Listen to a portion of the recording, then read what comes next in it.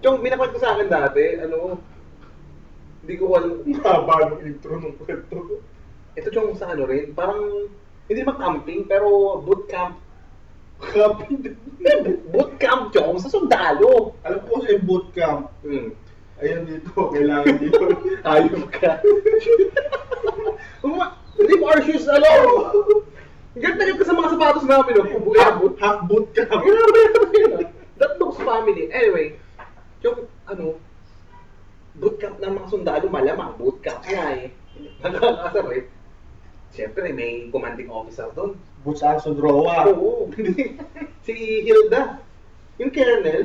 Hilda colonel. Hindi, Chong. Yung commanding officer nila, pag-alaga-alaga. Chong, tinanong nung ano, yung isang bagong recruit, Sir, bakit may kalabaw tayo dito? Oh. Bakit nga ba? May kalabaw. Meron May nga. kalabaw, Chong. O bakit nga?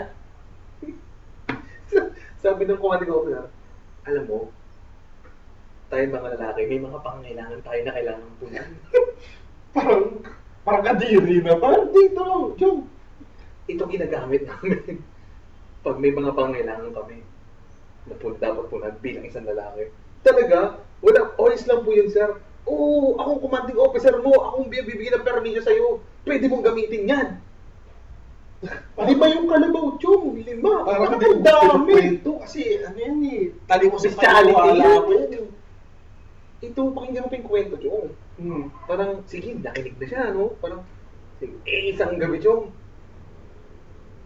Parang, Nangangailangan siya. nakaramdam siya ng urge. Nangangailangan. Urge. Gising yung bagong recruit na private. Hanap siya sa paligid ng mga gising. Siyempre, kahit may permission, nakakahiya pa rin yun. Nagtataka ako, di ba, ang sundalo, parang ano yan, government, ano yan, Employee? Oo, private, di ba public naman. Anyway, payo. Anyway, gising siya, madaling araw. Chong, nakita niya, isa na lang yung kalabaw. Sakto, kailangan ko to. Ang ginawa niya, niyari niya yung kalabaw, Chong. Nagparaos siya. Nagparaos siya.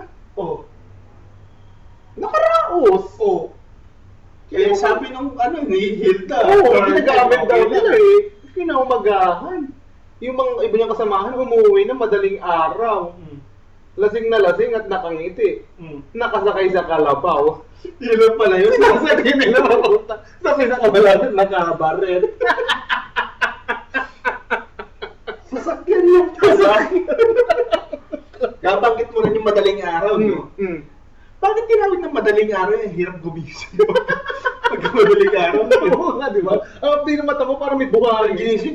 gising na, madaling araw pa, hirap. Ano naging madali yun?